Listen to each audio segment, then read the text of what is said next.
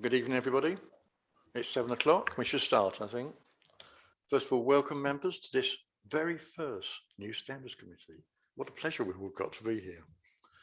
And also a special welcome to our cooperative members. We've got Jane Dodson from Datchworth Parish Council and Vicky Smith from Hertford Town Council. There's also Ian Hunt from Much Haddam, but he's given his apologies this evening. So hopefully we'll see him next time. I'd remind you all that this is being recorded for YouTube channel, and so be aware of that. Is it all up and running? Good man. And I'd also like to welcome any residents that feel they have the time and managed to come and see us working here on the Standards Committee. Very welcome. And just to remind members, when you're talking, use the microphones because that enables the camera to find you. Now we go on to the actual agenda, I think. And the first thing we've got to do is vote for elect a new chairman, a vice chairman. Councillor Bolton. Good evening, Chairman.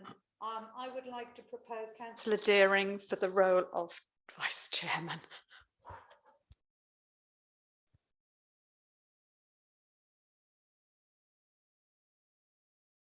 Have we got a seconder?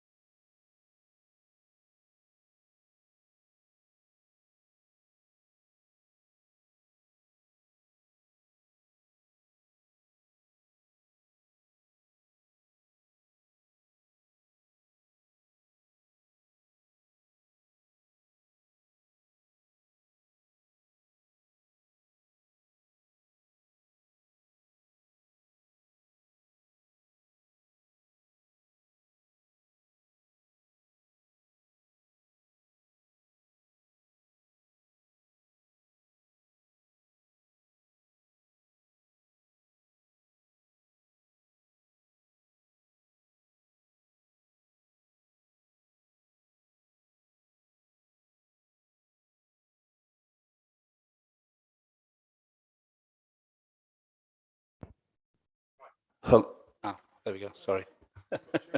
I believe Councillor Ruffles is only here as in an observing capacity tonight, isn't he? Are you a substitute member? Chairman, that's my understanding. I haven't been asked to serve, so I don't have a vote. Yeah, tonight. Correct. It's just a point. I don't want to leave you out, Peter. That's all. I want you to know you're cared for. Yeah. Okay. Moving on then. We've got the vote, have we? Yes, we've recorded that. Good. Well, I've lost my agenda at the moment, so hang on a second. Oh, yeah, there it is. Next item is apologies for absence. I've received apologies for absence from Councillor Pope and Councillor Hunt. And Nicholas? And Nicholas Moss, who's the independent person. Thank you. You've got chairman's announcements. I haven't really got many announcements, but what I wanted to say is just say a little bit about Nicholas Moss, our independent person. It's a shame he couldn't be here tonight, but you've all seen the statement he released, and I think that gives you a good background. And I worked with Nicholas once before in a previous situation, and I think you'll all find him a really useful, helpful man to this committee. And if we ever get into a hearing of anything, it's also helpful to those at the hearing and also our subcommittee that will attend it. Going on from there, declarations of interest. Have we any? No, jolly good. And now we're on to item 5, which is our training from Paul Hoey. I was going to ask James if you could give a little bit of background on that, please. Thank you, Chairman. As you said at the outset, with this being the first meeting of the newly reconstituted Standards Committee, I thought a good introduction for members of this committee would be just to have a bit of a recap, really, of where we are with standards and with the Code of Conduct. Many of you will know what the previous situation was with a Standards Board for England and a standardised code of conduct nationwide. The decision then was taken to move away from that, so everybody did that, and now there's a movement to move back to a standardized code of conduct. Now, it's not mandated that everyone has to have that model code, but we have decided to take that step, and therefore we thought it would be a good idea for Paul Hoey to come along and give us a bit of a run through that, so that the committee is starting on the right foot with everything being bang up to date and everyone being on the same page. So I'll stop waffling now and I'll hand over to Paul Hoey so he can introduce you to the training that he has to deliver. Thank you, James, and thank you, Chair. First of all, can you hear me and see me? And yeah, good. That's always a good start, because it never ceases to amaze me the technology can work from Yorkshire down to Hertfordshire. Yeah, just to introduce myself as a bit more background to what James said. My name is Paul Hoey. I'm one half of a company called Hoey Ainscoe Associates Limited. I used to work at the Standards Board for England, which was the national regulator up until 2012, if anybody's old enough to remember that. When the Standards Board was abolished, I set myself up as a private company to support councils on code of conduct issues, and we've worked with around 400 authorities now up and down the country in terms of training for members, investigations, supporting councils on wider governance issues, supporting monitoring officers, etc. Of particular relevance to this evening, we were the local government advisors to the Committee on Standards and Public Life when they carried out their review in 2018-2019 of the Localism Act, which led partly to a recommendation for a new model code of conduct. And then we were commissioned by the Local Government Association to draw up that new code of conduct, which we did on behalf of the Local Government Association, and which was published last year, and which we're now working with councils to implement up and down the country. So that's a bit about myself. I'm hoping I can share my screen and put some slides up. So bear with me. I just wanted to start with that brief history lesson as to why there is a new code of conduct. As James said, those of you old enough to remember will know that before 2012, there was a mandatory national code of conduct which applied to all councils throughout England, overseen by the Standards Board for England, where I used to work. So councillors in Yorkshire and councillors of Hertfordshire would have had exactly the same rules applying to them, etc. That national code was abolished under the Localism Act. So although the Localism Act still said all councils must have a code, with the exception of a very narrow set of interests to be registered and declared, it didn't say anything in the Act about what that code should actually contain. Now, even at the time of the Localism Act, a number of national organisations were expressing concern about the scrapping of a national code, partly sort of philosophically, because there was a feeling that standards should be something that applied universally. Why should councillors be judged to different standards just depending on which council they sat when they were doing exactly the same role up and down the country? And more practically, there were concerns it would be confusing for members, for officers, members of the public alike, if different standards and rules are applied, particularly at different tiers within the same area, often to the same councillor if they were twin or triple hatted. And certainly we've done work with councillors who've sat on a county, district and parish where they have slightly different rules applying to them at each of those tiers. So you have to say to them, well, you declare that interest at County Hall, but you declare something slightly different at district, and then when you go to the parish, you declare something slightly separate again. And it all did seem very confusing to a lot of people. One of the sternest critics of that part of the Localism Act was the Committee on Standards and Public Life, which I'm sure is an organisation people are familiar with, an independent body that reports to the Prime Minister on all matters relating to standards and public life, as it says, and which has been in the news quite a bit lately. And the committee were concerned about a number of things. As I say, the lack of a consistent national code. They were also concerned about the lack of sanctions available to councils to deal with the most serious code breaches under the Localism Act. So they undertook a review of the Localism Act back in 2018-2019 to see if those concerns had been justified. They called for evidence from local government as to how the framework was working and what they could recommend government should do to improve the framework. And they published a comprehensive report in 2019, which made a number of broad recommendations. That included the reintroduction of the sanction of suspension for the most serious breaches of the Code of Conduct. That hasn't been taken up by government, indeed was rejected just last month, and would need legislation to implement. And a number of the recommendations the committee made would need legislation to implement. But on the Code of Conduct specifically, which is obviously this evening's topic, The committee made a number of key recommendations which didn't really need legislative backing. They found from talking to members and officers that it was indeed proving confusing and unhelpful having different codes at a local level. And they did a review of a sample of codes of conduct that had been written by local authorities and found some of them very badly written, very inconsistent, or what they called very thin. And in that, they included a model code which had previously been drawn up by the Local Government Association in 2012. And they were particularly critical of codes which went no further than the statutory minimum the law required in terms of declarations of interests. So under the Localism Act by law, all councillors must declare an interest in matters which directly relate to their own or their partner's finances.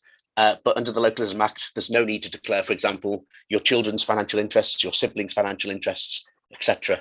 Now, to be fair, in our experience, over half of councils had included that wider approach to interest in their local code, but a significant minority hadn't, and particularly those who'd followed the existing model by the Local Government Association, which kept to a very minimalist compliance approach.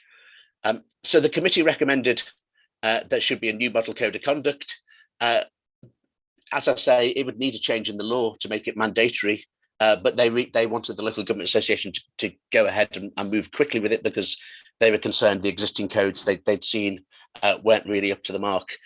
And in particular, they recommended the same code should apply to all councillors across the geographical area, at least. So there should just be one code, say in Hertfordshire, not least because that would help monitoring officers, standards committees, etc., when they're advising on the code, knowing that there's a level playing field and knowing exactly what they're judging any complaint against. And in particular, the committee felt that there needed to be a much more comprehensive rules around registration and declaration of interest nationally. And as I say, they recommended the Local Government Association be charged with drawing up the code of conduct.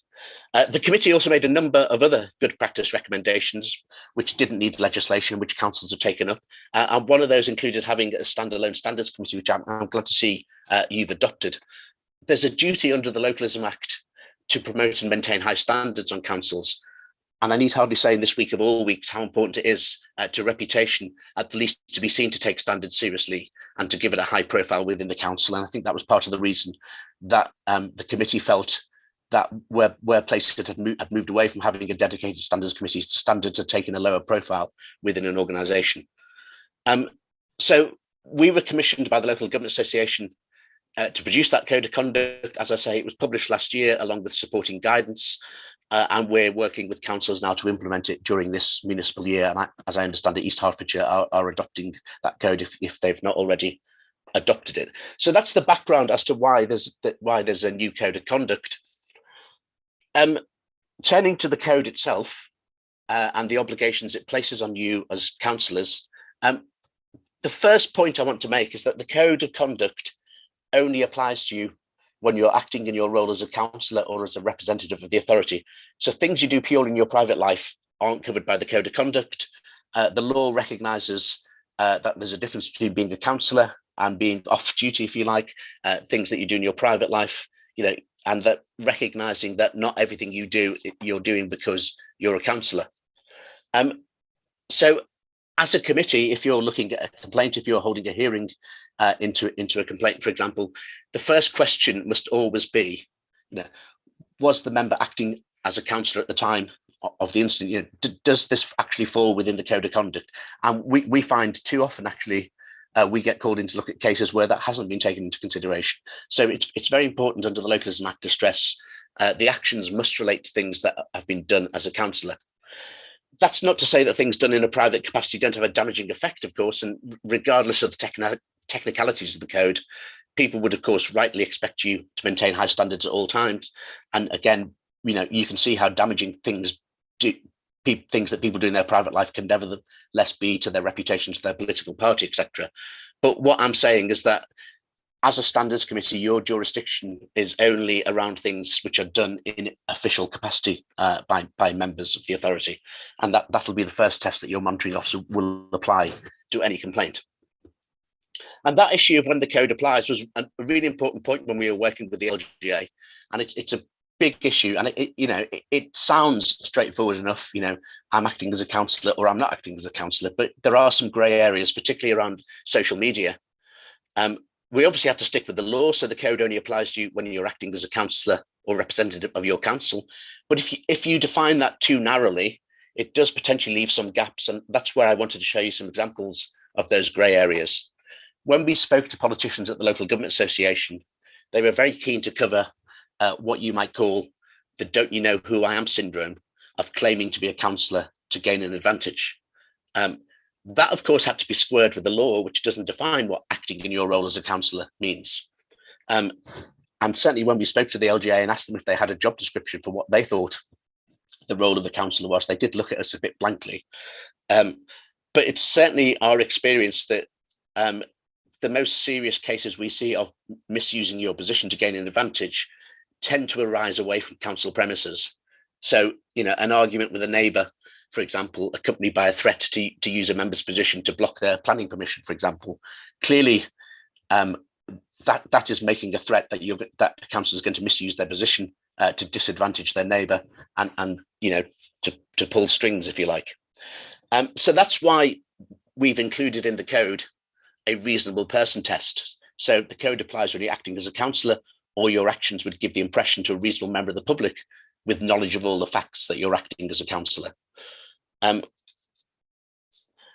What does that mean in practice? We do think there still has to be some link with the council. As I say, threatening to block a neighbour's planning permission, for example, is talking about a council function and bringing your role into the discussion, whereas having a row with your neighbour over the garden fence about their son's football constantly coming into your garden is a purely private dispute, and the fact that they happen to know you're a councillor and report you to the council is neither here nor there. That is a purely private matter. So we think there still has to be some link to a council function. Social media raises some very interesting issues in that respect. So, if a councillor describes themselves as a councillor in their profile, does that mean they're always covered by the code of conduct, even if they're just being offensive about the rival football team and not mentioning council business at all? And again, we think anything to come within the code of conduct, again, has to relate to council business in some way to be covered. We're not there, the monitoring officer is not there, the standards committee is not there to be the thought police of freedom of speech just because somebody has expressed a personal opinion with it, which people may disagree with. That doesn't of itself make it a breach of the code of conduct. It's all about, is this something that relates to their role as a councillor? To give you two examples and highlight what we mean by that.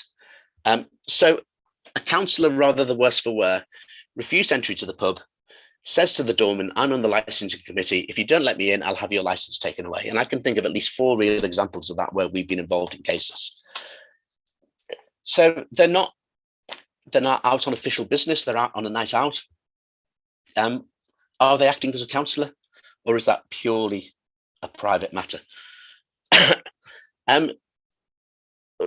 In our view, the minute that they say, "I'm on the licensing committee and I'll have your license taken away," they are misusing their office to seek to gain an advantage. And that behaviour is different from then getting into an argument in the pub, somebody happening to recognise that they're a councillor. Now, this is where I go back to the reasonable person test, because there is an argument that says, well, even if they are on the licensing committee, clearly they can't have the licence taken away. So, they're not acting as a councillor at that stage because it's not something a councillor can do. They may not even be on the licensing authority. They may be on the county or a parish council or what have you. We don't think it's up to the person at the end of that threat to sort of know the minutiae of the Local Government Act 1972 or to understand the difference between district functions and county functions. We think to a reasonable member of the public, that is somebody seeking to misuse their position to disadvantage somebody. And that's why we feel that would fall within the code of conduct differently from if they hadn't invoked their role as part of that dispute. If we look at social media, and again, this is an example which we came across just a couple of weeks ago, actually. So a councillor has a Twitter profile which says, "I'm a councillor on X council, all views expressed are my own." He watched his football team lose on television in a match which had a female commentator on it, and he was so angry about his team losing, he put out a tweet which said, "Why do we employ cleaners and cooks to commentate on men's sports?" led to a load of complaints to his council. Was that done in his role as a councillor? Okay, he described himself as a councillor in his Twitter profile, but is that anything to do with council business, or is that him purely expressing a private view, albeit one that caused offence to a great deal of people? We would say that that falls outside of the code of conduct, because although he's described himself as a councillor at the top of his profile, he's not talking about council business there. He's not invoking his role as a councillor. He's merely expressing, his right to freedom of speech, his right to offend, if you like. But that's always the first test that one looks at when one's looking at a complaint. Does it actually fall within the scope of the code of conduct? Moving to individual provisions within the code, we've tried to keep the rules in the code as objective as possible. So you have a rule, for example, do not disclose confidential information. If you as a standards committee are looking at a complaint around that, it should be fairly objective to test. What was it? Confidential information, yes or no? Was it disclosed by the member, yes or no? So there are tests that you can apply.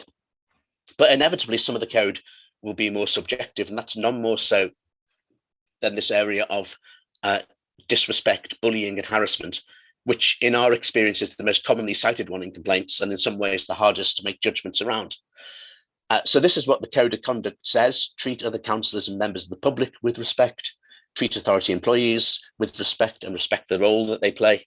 And again, we've singled out there, respect the role that officers play. So for example, respect the role of the monitoring officer, because they have a statutory duty. So they will be telling you things sometimes that may be unpleasant, uncomfortable to hear, but they're doing that because of their professional duties, not simply to be a nuisance.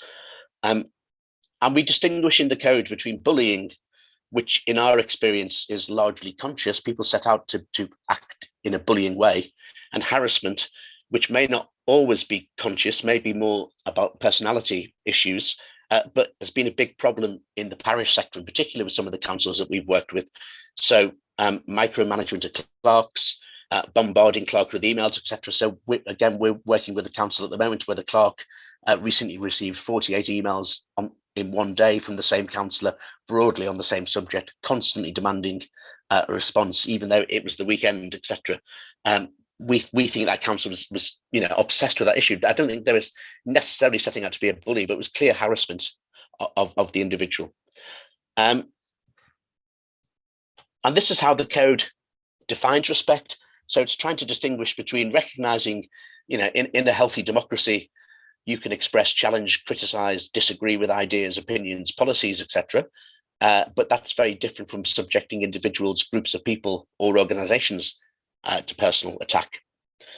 But of course, one person's offensiveness, one person's rudeness is another person's simply a robust challenge, or calling a spade, of course. And it's quite important for you as a committee to set the tone and to know where those lines are drawn and where that boundary is crossed between a robust debate on the one hand, turning into simple abuse, offensiveness, disrespect, etc.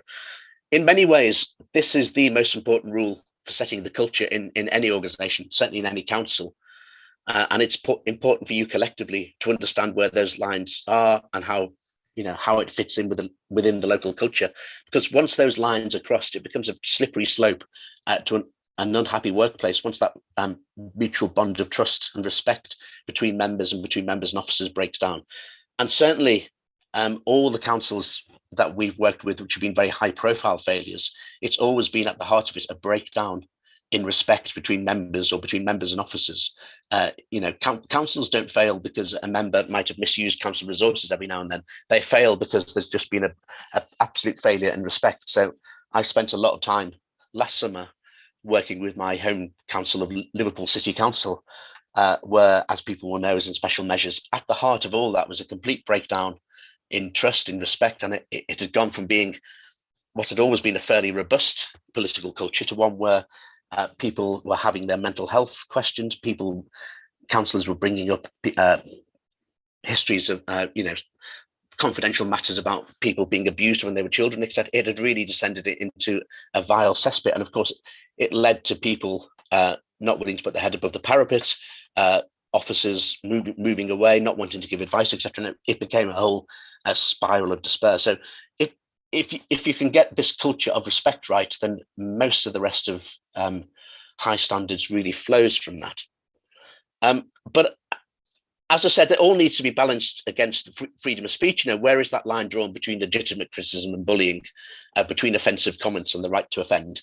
And often those are the most difficult cases that we have to look at, to make a judgment about whether that comment was, was so offensive as, as to be impermissible, as opposed to just heat of the moment political debate, if you like.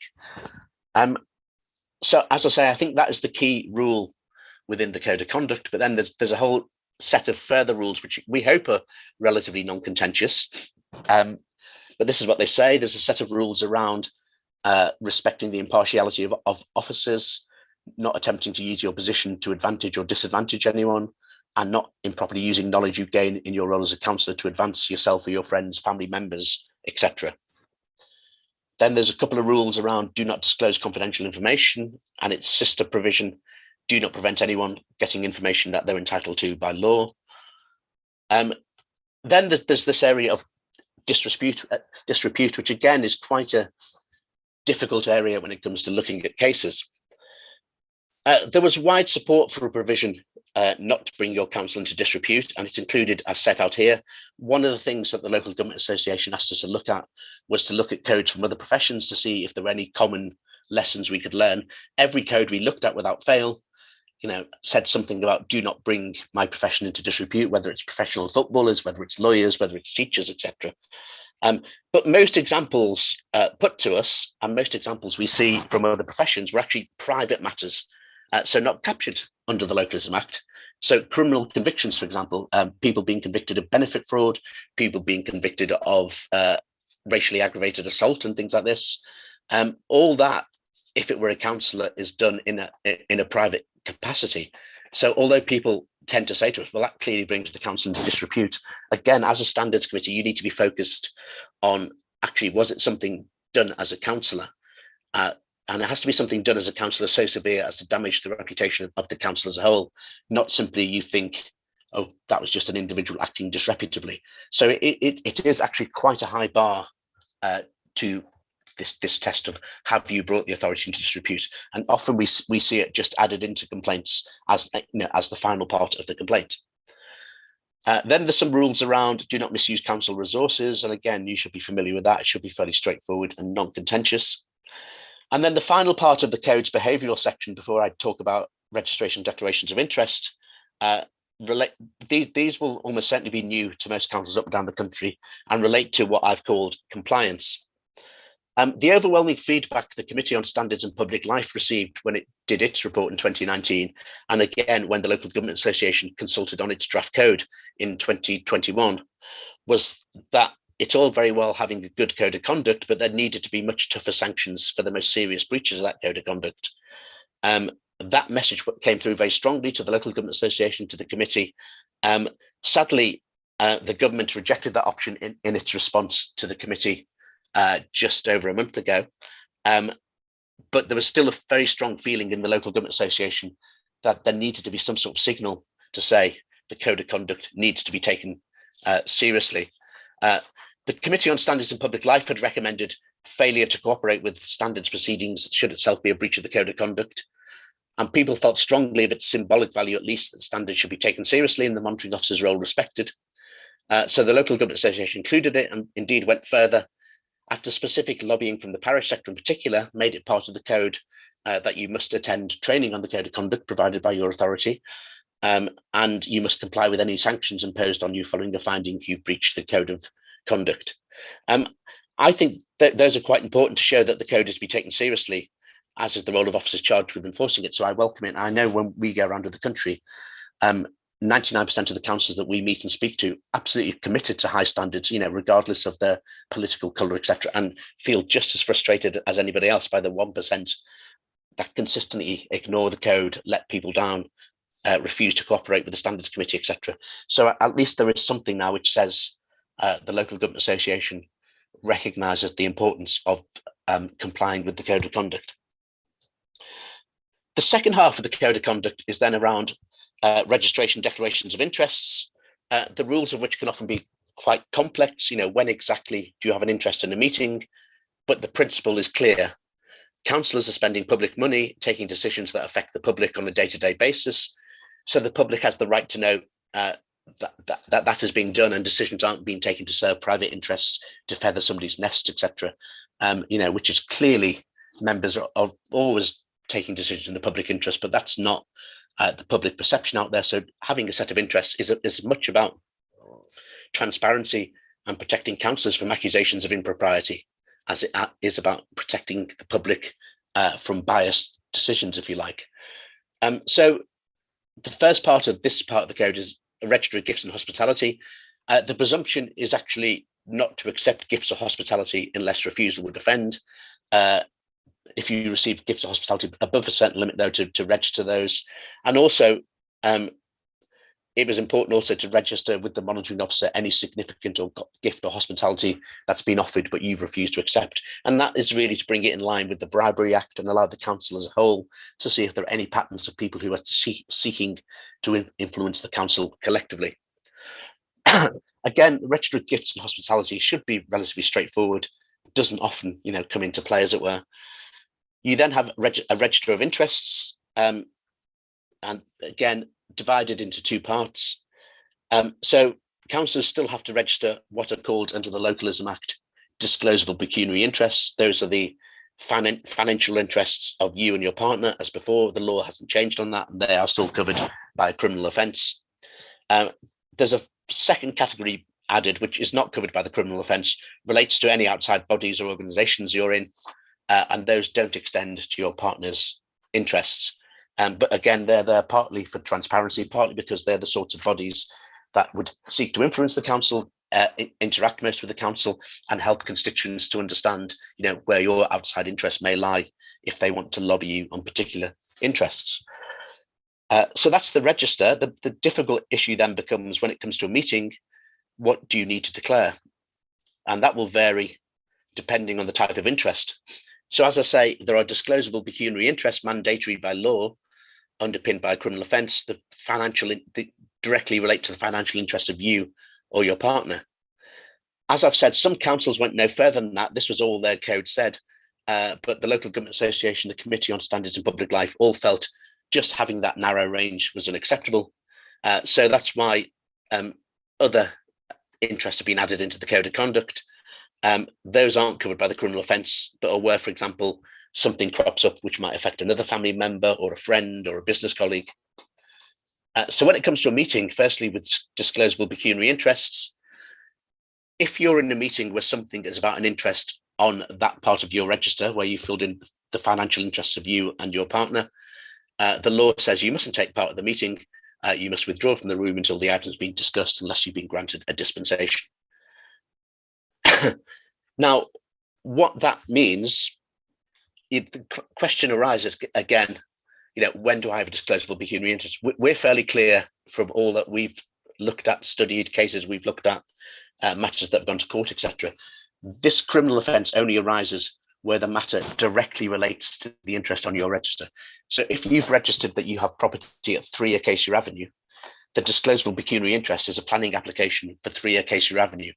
It's not 5 Acacia Avenue, it's not 1 Acacia Avenue, because they're not on your register. So although clearly, those properties would be of interest to you and might have some impact on your financial state, they are not what's on your register. So the criminal offence is very narrowly construed.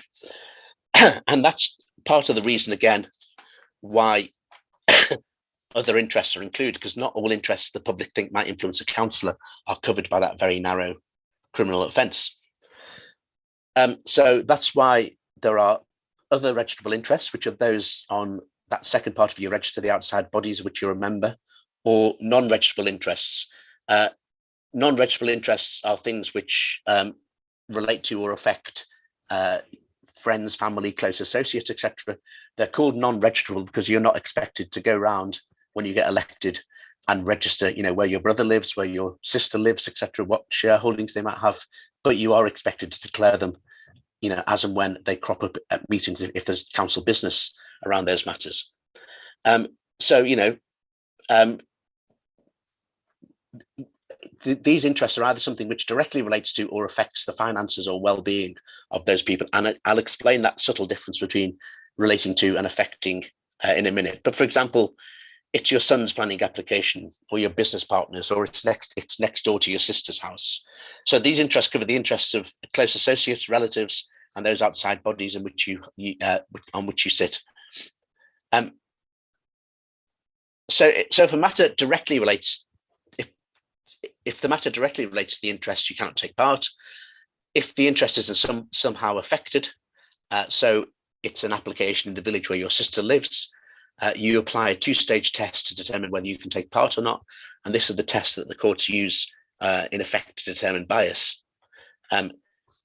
How far are they affected? Does it affect them more than the majority of people? So if your sister lives in a village where there's a planning application, is she affected more than the majority of people in that village? Probably not, unless she happens to live next door or 2 or 3 doors away from it. But if it's just generally, somewhere in her village, then she's probably not affected more than the majority of people. And even if she is affected, the second part is, would a reasonable member of the public therefore think that affects your view of the public interest? And again, that may well depend on the nature of the discussion taking place. So that, again, there's a big difference between granting an application, granting some funding, as opposed to having a general policy discussion where it may be reasonable to hear from a member who has some understanding of the issue, understands the geography of the area, etc. So you would always, we would suggest in those sort of cases, you should always seek advice from the monitoring officer as to whether or not you have an interest. So this is what we mean by the difference between relates to and affects. So if it's your own planning application, or it's your son's application, or it's a funding application by a body of which you're a member, it clearly directly relates to that organisation, and you just don't take part, and there shouldn't be any ambiguity in that. But where it affects somebody, if it's next door to them, or it's 100 meters away, or what have you, it's something that the organisation's been campaigning on. Again, you would do that test: are they affected more than the majority of people, and what would a reasonable member of the public think? And we would expect you probably, if it's not clear cut, to take advice from the monitoring officer, because there's not a simple rule which can say, if it's 100 meters away, you're affected. If it's 200 meters away, you're not, because a waste incinerator 200 meters away is going to be much more impacting on you than a conservatory 100 meters away. And similarly, you may live 200 meters away from something, but there's nothing between you and it, because you're right at the end of the lane, for example. So, our advice to members is always, if in doubt, seek advice from the monitoring officer. And that's really what I wanted to say about the code of conduct. That's a fairly quick run through, but obviously open to any questions, comments, any thoughts you have, any questions generally on the standards framework, etc.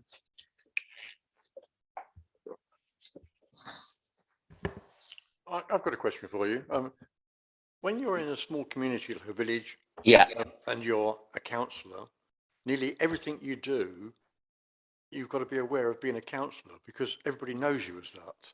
And so it's not quite as clear cut as I'm doing this privately, I'm doing this as a councillor, because everybody views you as a councillor in that small community. That's one of the grey areas that I think is always quite confusing with people. Yeah, I absolutely get that. Yeah.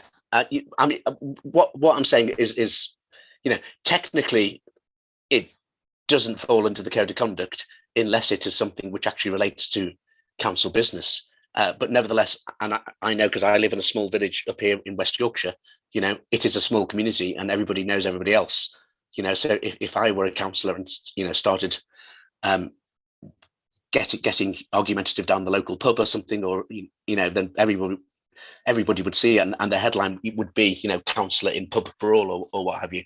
So, but what we're saying, as a standards committee, and technically that would fall outside of the code of conduct because it is purely private matter. But that's not us saying to councillors, when you leave the council chamber tonight, go and play merry hell, smash up the street furniture. Nobody will care, because you are under that scrutiny. And we would also, clearly expect the council, to make some sort of statement to say, we've seen the reports about X, Y, and Z. Whilst this is not a matter that the council can deal with, we condemn it in the strongest possible terms. That's not the behaviour we expect of members, etc. But we certainly know that we would say to a councillor, behave yourself, behave yourself at all times, because you are under that scrutiny. It's just technically the code only bites. An example I often give to councillors is, if you're out in the local restaurant having dinner with your partner because it's your wedding anniversary or something, and a constituent comes up to you and says, oh, can I talk about my application that's up before the council next week? I think any reasonable person would accept you saying, look, not now, I'm out just having a quiet dinner, but give me your number and I'll call you back tomorrow or what have you. That's perfectly reasonable behavior. People would recognize you're entitled to privacy. What wouldn't be acceptable is turn around saying, look, sunshine, go stuff that planning application where the sun don't shine and never bother me again. So we'd expect you to be respectful, but the code only bites when you're actually working, when you are on council business, as it were.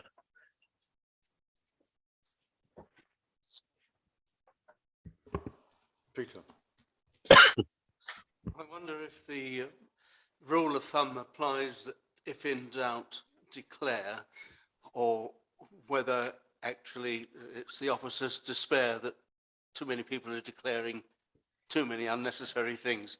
I just wonder about the guideline or advice in that connection.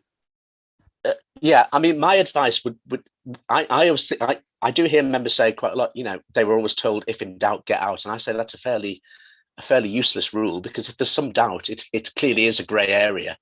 And we do see councillors over declaring too often. It should be, if you've got some doubt, seek advice from the officers, because the officers can then give a formal ruling, which may apply to a number of councillors, because other councillors may not have thought about that. We work, and the code works on the basis that you are democratically elected councillors to take decisions on behalf of the community. So you should be involved in making those decisions, wherever possible. And the only time you should be excluded from being involved in decisions is where there's a clear and absolute conflict of interest, not where you just have, some broad knowledge of the subject. We had a ludicrous example recently where a councillor, it was a discussion about closing down a driving test centre, and a councillor declared an interest, said, oh, I'd better not take part because I passed my test there 43 years ago, and every time I walk past it, I feel very fondly about the place. Well, it struck me that there's absolutely no conflict of interest in that whatsoever. So we would always say, if it's not blindingly obvious, seek advice from the monitoring officer. And as the monitoring officer, I would agree with that. I think from my position, I'd much rather have the opportunity to cast an eye over something that you're not sure of early doors, rather than deal with it afterwards, when it lands on my desk and I look at it and say, well, quite clearly there's a conflict here. Why didn't you bring it to me? So I would prefer a situation, I think, where if there is any element of doubt, it's my job to look at that, so I'm not going to complain about looking at it. I'm happy to look at that and advise you accordingly. And exactly like Paul said, the aim is to have you involved in as much of the democratic process as possible. So if there's doubt and you're thinking you're not going to involve yourself in that decision, I would much rather look at it and reassure you that you are able to take part in that democratic process, because that's why you've been elected and that's why you're there. So I would much rather try and help and get to the correct outcome, rather than, as Paul said, if there's any doubt, get out kind of thing.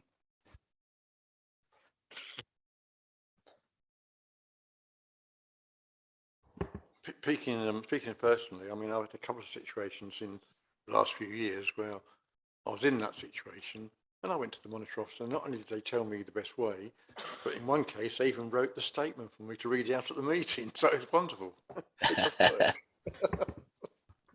I think that's an affliction with solicitors generally. I think they like to put things in a particular wording.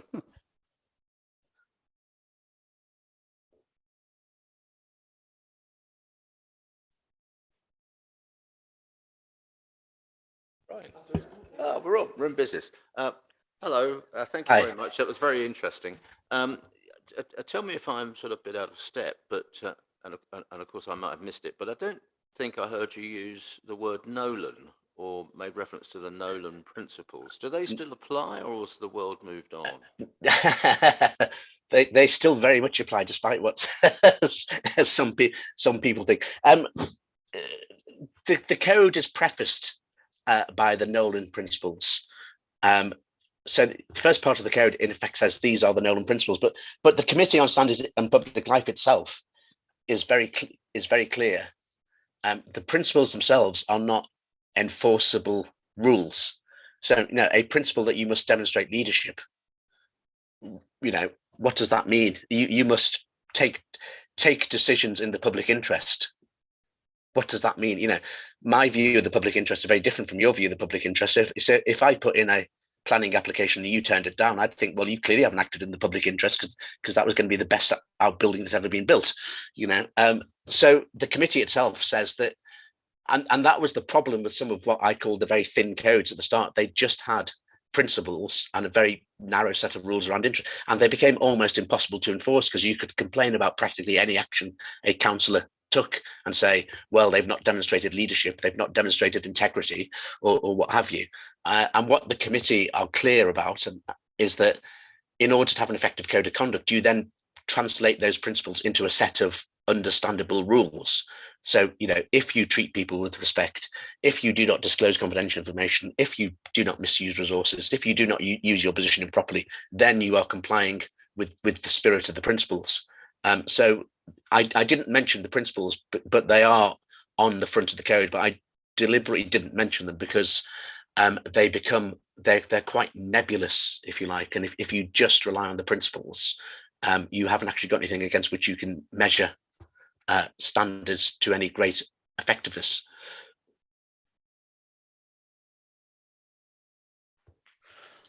Yeah, can I just ask about enacting this and giving it its due weight and priority? How often does the register need to be re-signed, checked? Equally the same with the actual code for each council. They'll need to review it over a certain period. So just asking on those sort of practical terms so that we're aware of. Yeah. I'll give the legislative position nationally, and then James may want to add what he does in practice. I mean, as the register of interests, you have to complete it within 28 days of your election into office, and then if any of your interests change, you have to notify the monitoring officer within 28 days of those interests changing. So if you change your job or move house or what have you. So in theory, you fill in the register of interests, 28 days after you're elected, and if nothing changes, you don't have to fill it in again. But some monitoring, I don't know what James does, may once a year send a reminder out to members to say, can you just check if anything's changed on your interest or whatever. So just to prompt members occasionally to do that. Yeah, thank you, Paul. Yeah, quite right. What we would expect is within the 28 days of being elected, and then for each member to be responsible to maintain their own registers as things progress. If I'm not sure we have sent out any reminders recently, have we? We haven't actually sent any reminders out in the 2 years I've been here.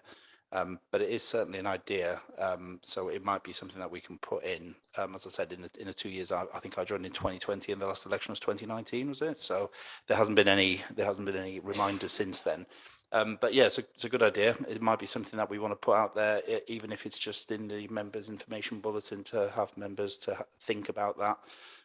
One that I often find isn't put down on the register sometimes is someone's home address, because people forget sometimes that that's a property interest in the district.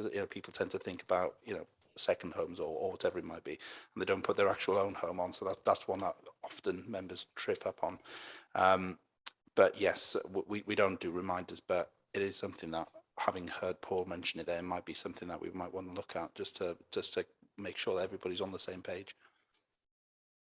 Oh, and the code of conduct you asked as well, didn't you, Councillor Herkins, as to how often we look at that. for me, the code of conduct, the same with the constitution, is never a complete document. It's never finished. It's always evolving. It's always open to being looked at again. We've just, as you might know, we've just done the constitution, and the year before that we'd just done the model code as well. But as part of my role, I will constantly be looking at that and be looking at best practice. But I'll probably be going along to the monitoring officers commit. What's it called? The what you advertised this, Paul? What's it called? The monitoring officer conference in November. Annual standards conference. Yeah. I'd say Yeah. the annual standards conference. So I'll be going along to that in November of this year, and then off the back of that, if there's anything that I've picked up that we are not doing and we should be doing, then we'll put it in, bring it before members, this committee in particular, to get it in. So yeah, part of my role is to just constantly be on top of that, and to be attending these training events, and to make sure that our particular document is fit for purpose for us. Because as Paul said, it's not a mandatory one national document, where there are slight tweaks here and there. So if there is something that we think would work better for East House, there isn't in there, then we'll put it in.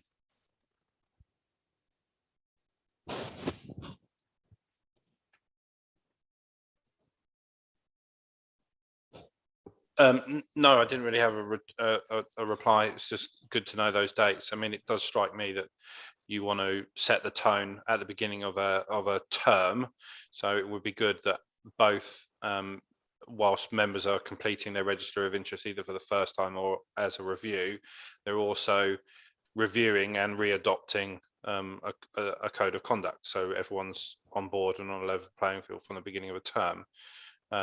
But of course, that could also be circulated if it was an annual reminder, just so again everyone was clear on what was expected, and then that serves to give weight to what Paul was saying about it's an important issue, and it needs to have a certain level of priority within council and council business. Yeah, I'd agree with that. And I think one of the big steps we've taken to put it more front and centre is this committee. You know, that this council did always have standards as part of a committee, but it was part of another committee. And I think standard is something that's so important that it does need to be, you know, front and centre with its own committee. I think it shows to our residents that we take it seriously. And even if on occasion we don't have business to look at that point, it doesn't mean that we've forgotten about it. It's something that we have to apply our minds to continuously to see if there is something that needs to come to the committee. So I think we've taken a good step tonight with having the first meeting of this committee. I'm sure Paul would agree that, you know, the best councils or the best run councils are the ones which put committee standards in its standalone, you know, front and centre committee that members come along to, and we've got, you know, co-opted councillors, independent people coming along to it as well. So I think it's a one step for us to do that. I just wondered if our co-opted members had any questions. No, you're okay. You can't ask questions because you can. I think it's really important, and certainly in our council we've adopted the LJ Code of Conduct, and it's about enforcing it. And I think as Chairman mentioned earlier, when you're in a small village, people will refer to you as a councillor because that's how they know you. So I think it's trying to have that separation between your personal life and your councillor life. But certainly the LJ is one that we've adopted in our council. Okay, there's no more questions. All I've got to say is thanks very much, Paul. Thank you. Very helpful. Thank you. Happy to help anytime. Okay, thank you. Yeah, thank you. All right. And good luck with the committee. We'll Thank try. you. Cheers. We're going back to our agenda. The only thing we've got on there now is any urgent business. I haven't got any. Have you, James? No? Well, I think it's over and done with. Thank you for attending.